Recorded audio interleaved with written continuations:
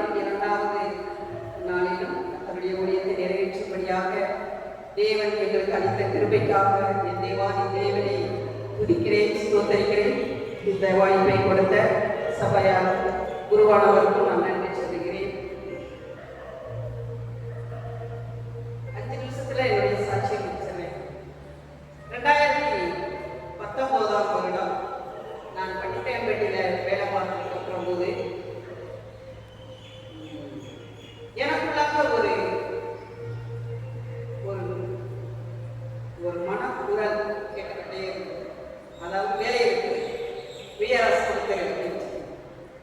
நானும் யோசித்து பார்த்தேன், சரி 30 வருஷம் வேலை பார்த்தாச்சு, நம்ம வேலையை விட்டுருவோம் அப்படின்னு சொல்லி நான் 2019 ஜூலை 31 என்னுடைய வேலையை நான் விட்டுட்டு நான் வீட்டில் வந்தேன். வீட்டில் உட்கார்ந்துருக்கும் போது ஆண்டவர்கிட்ட ஒரே ஒரு கேள்வி கேட்டேன். ஆண்டவரே, இது ஊழிய சித்தமா அல்லது என்னுடைய மாம்ச சித்தமா என்பது எனக்கு தெரியாது. வேலையை விட்டுட்டேன், ஆனால் அதுக்கப்புறம் நீ தான் என்னை வழி நடத்தணும். என்ன செய்வீங்களோ எது செய்வீங்களோ எனக்கு தெரியாது. நான் வேலை பார்க்கும்போது எப்படி பிஸியாக இருக்கணும் அதே மாதிரி பிஸியாக இருக்கணும் அப்படின்னு சொல்லிட்டு நான் அமைதியாக இருந்தேன். ஒரு 14 நாட்கள் தான் வீட்டில் வந்திருந்தேன். 15வது நாள் எங்களுடைய ஜெபபருவத பவுண்டர் தீபமுலவர் ஐயாவும் மாணிக்கராஜா நம்ம வீட்டுக்கு வந்தாங்க. அவங்க ஊழியத்தை பற்றி சொன்னாங்க, ஊழியக்காரங்களை பற்றி பேசினோம். ஜெபபருவத ஊழியத்தில் என்னையும் நினைத்து கொண்டார்கள். அதிலிருந்து இன்று வரை ஆண்டவருடைய ஊழியத்தை செய்து கொண்டு வருகிறோம். ஜெபபருவத ஊழியர்களோடு சேர்ந்து எங்களையும் ஒரு சிறு குறும்பாக எடுத்து அடைந்த இடங்களில் ஆண்டவர் பயன்படுத்தி வருகிறார்.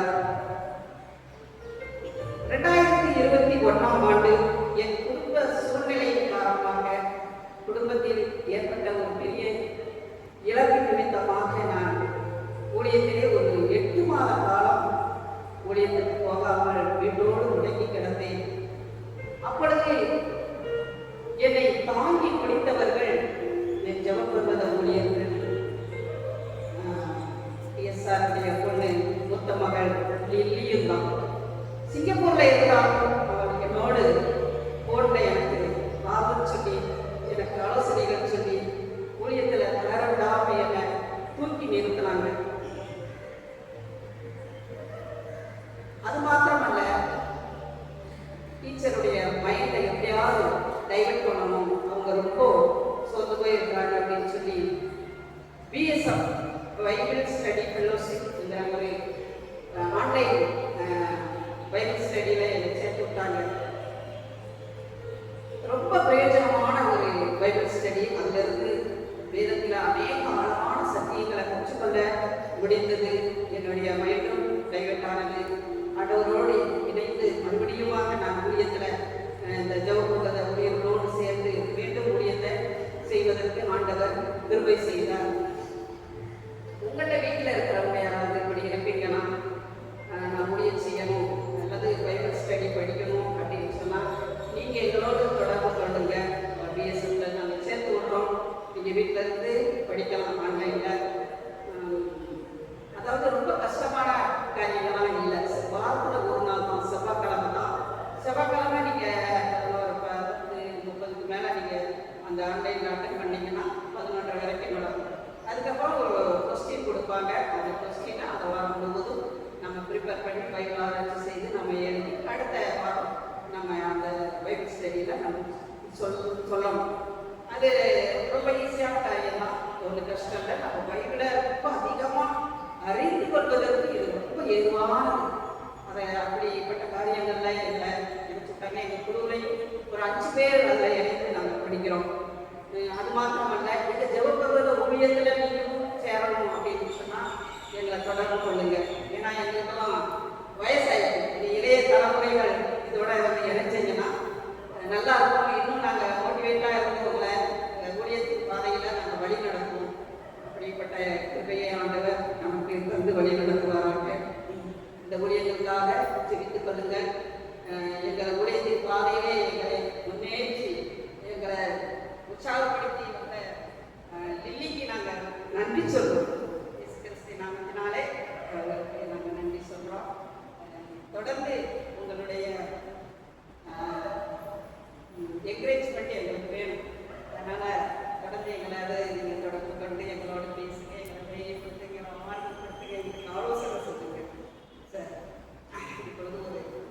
பாடிய பின் வேத பாடம் வாசிக்கப்படும்.